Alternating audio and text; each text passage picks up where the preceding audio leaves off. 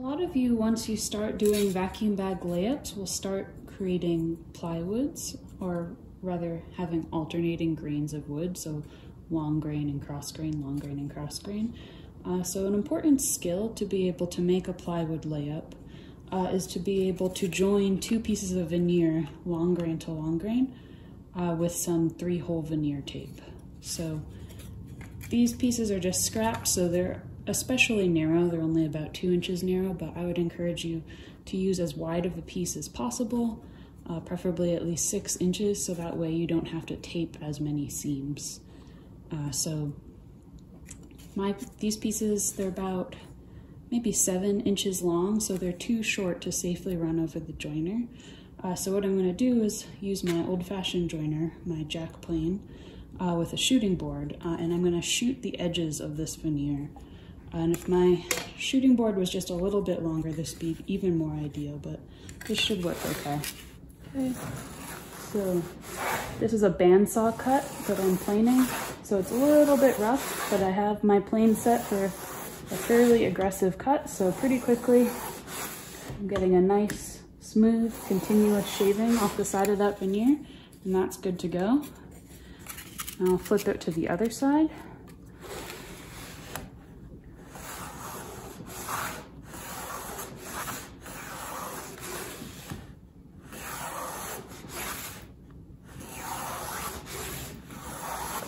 This one has more of a high point in the center, so you might want to take a couple cuts in the center first. And as soon as I take one continuous shaving on the edge, I know I'm ready to go. So now I have these two planed edges here. It doesn't really matter that they're parallel with each other because I'm going to be taping it all up, and it's going to be at a rough dimension, but you can see that's almost completely seamless. I actually, just with my naked eye right now, I can't really see where those two veneer are coming together. I'm playing one more edge here so you could see it one more time.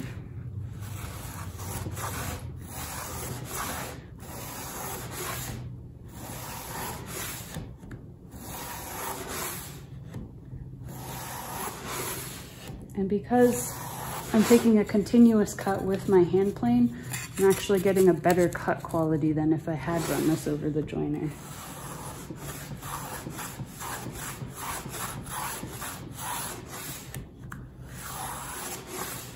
Any long pieces that you're joining together, the joiner is going to be a much more efficient option.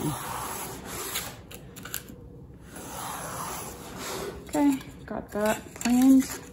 I'll hold them together, just check out that seam. Looks pretty good.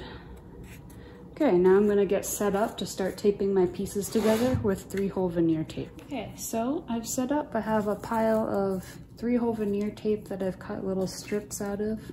And the reason why I'm using 3-hole veneer tape is that if this cross grain lamination were on the outside of my bend, or rather if it was facing outwards on my lamination, then I wouldn't have to worry about just using blue tape. But because this will be a layer on the interior of my lamination, blue tape actually has enough thickness to telegraph through your veneer. So the 3-hole tape, you can see here, oops, on camera, you can see here it's super, super thin, and then it has these holes so you can actually check the seam as you're applying the tape, which is really useful. So what I'm going to do, I have a wet sponge on a plate here,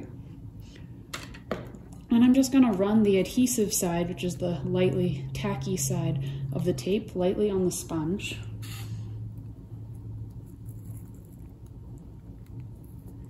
And then I'm going to first do some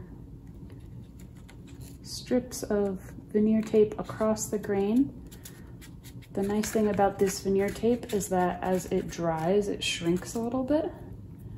So even if I don't get it perfectly taut, I can usually, as it dries, it usually pulls it completely taut. I am trying to hold those pieces of veneer though tightly together as I apply the tape, because there's only so much that the tautness will compensate for.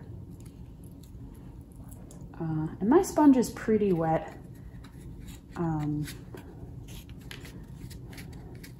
if your veneer tape isn't quite wet enough, it will start curling off your veneer, sort of like if you don't lick an envelope enough. And then I'm trying to avoid layering up the veneer the veneer tape too much, because again, I don't want to build thickness that could potentially telegraph to the outside of my bend. So these pieces going across the grain are just to pull the veneer tightly together. And because the veneer tape becomes taut as it dries, I'm not just going to tape it on this side. I'm going to now flip it over and tape it on the other side of the seam as well, because you can see right now they can hinge open. So I want 2 taut dried pieces of veneer tape on both sides of my seams for maximum stability.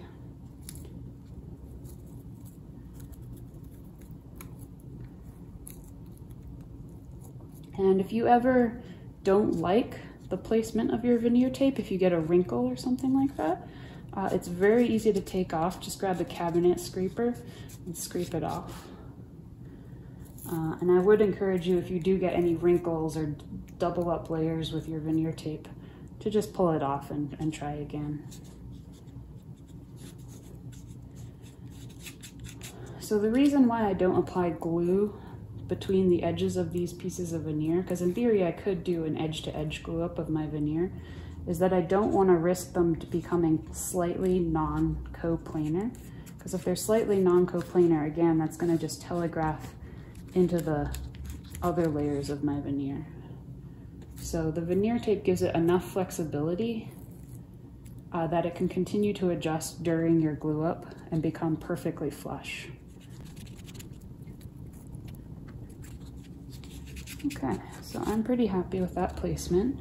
Now that I have veneer tape pulling my pieces of veneer together across the grain, now I can lay down one long piece along the entire seam just to give it a little bit more strength. So I'm going to measure out my veneer tape, drag it over my wet sponge, then place it carefully centered over your veneer seam. Using your fingers to pull together flatten out any wrinkles that you get.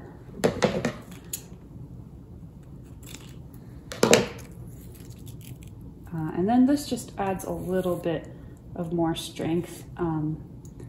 The tape is still quite delicate, so if I'm like flapping this piece of veneer around, there's a good chance I'll tear through the tape and the seam will come undone.